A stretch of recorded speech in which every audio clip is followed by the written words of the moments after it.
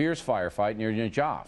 Joining us now from Washington with analysis, Lieutenant Colonel Robert McGinnis, and from Boston, Fox News military analyst, Colonel David Hunt. Colonel Hunt, begin with you. This Karbala thing is disturbing.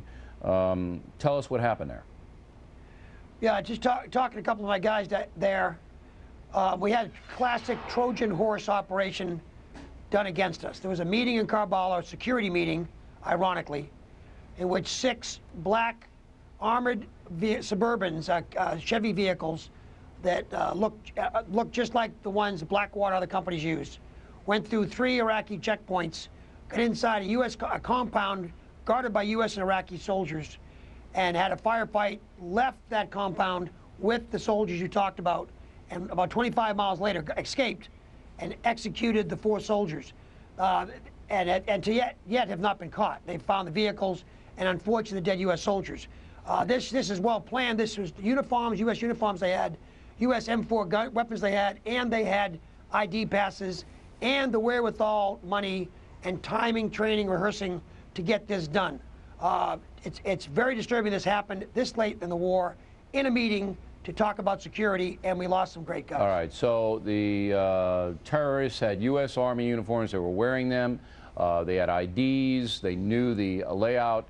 Colonel McGinnis, of course, this is a violation of Geneva Convention. You can't wear the other side's uniform. And they went in, and not only did they kidnap and kill 4 soldiers, but they got a computer that's pretty important, correct? Well, I think so, Bill. In fact, you know, it was a month prior that we basically turned it over to these people, this entire security area. And the inside information was right on target. As soon as they took those 4 Americans and that U.S. computer, they hightailed it out of there. They drove due east toward Hilla and then dumped 5 of those vehicles. Apparently, the others they jumped in other vehicles and took off. They left 1 weapon. But it was a AK-47, it appears. So there are some interesting events here that are going on. I think we need to be very cautious how we proceed. I would listen to what our president has said over the last couple of weeks.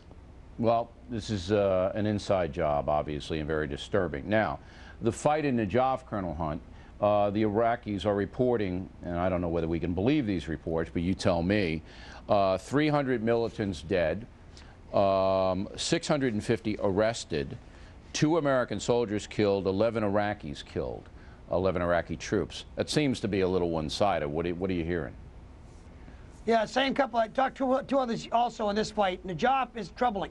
We had turned Najaf over to the Iraqi units. This is one of the few Iraqi units we say could operate by themselves.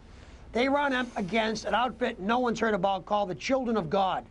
These are Shiite and Sunnis who believe and another Imam, the 12th Imam, who's going to succeed Muhammad. But the disturbing part is that they had better equipment, according to the Iraqis and the people I talked to, than the Iraqi military that was in the area. Bad fight ensues. They call for U.S. help. We lost, I think, a Cobra helicopter. 2 great guys were killed. But the numbers of dead that are claimed by the Iraqis seems a bit much. That I think it was less than 100, and I think the number of captives is around 100. The U.S. is not confirming that what the Iraqi numbers claim. It seems a bit exaggerated, but the problem is this is an Iraqi unit. The Iraqi unit is supposed to be able to fight for themselves. And they had a call, but once the Americans got there, they put a pretty big hurt, Colonel McGinnis, on the enemy, did they not? Well, they used fast air. They used helicopters. You know, the 25th Division had some armor as well. You know, Bill, what's interesting about this is that, you know, they had built up this facility for weeks, had trenches, bunkers, very sophisticated. They had ZSUs 24s, Soviet type of weapons, anti-aircraft, 8 vehicles with those mounted on them. They had SAMs, they had fairly sophisticated heavy weapons. These people were well seasoned, perhaps in Fallujah, Ramadi. They had uniforms on of sorts. I mean, this was a professional type of operation, a cult perhaps, because interestingly, they had Shiites, Sunnis, foreigners, a whole mixture. So it was something that I'm very concerned that we missed. Clearly, the Iraqis missed, and if this can happen right along the pathway to Karbala during Ashura, the High Holy Days, this could have been a disaster for the entire area. Yeah, if they got in and started shooting up civilians who are worshiping. Final question, Colonel Hunt, real quick. Does this look like it has Iranian fingerprints on it?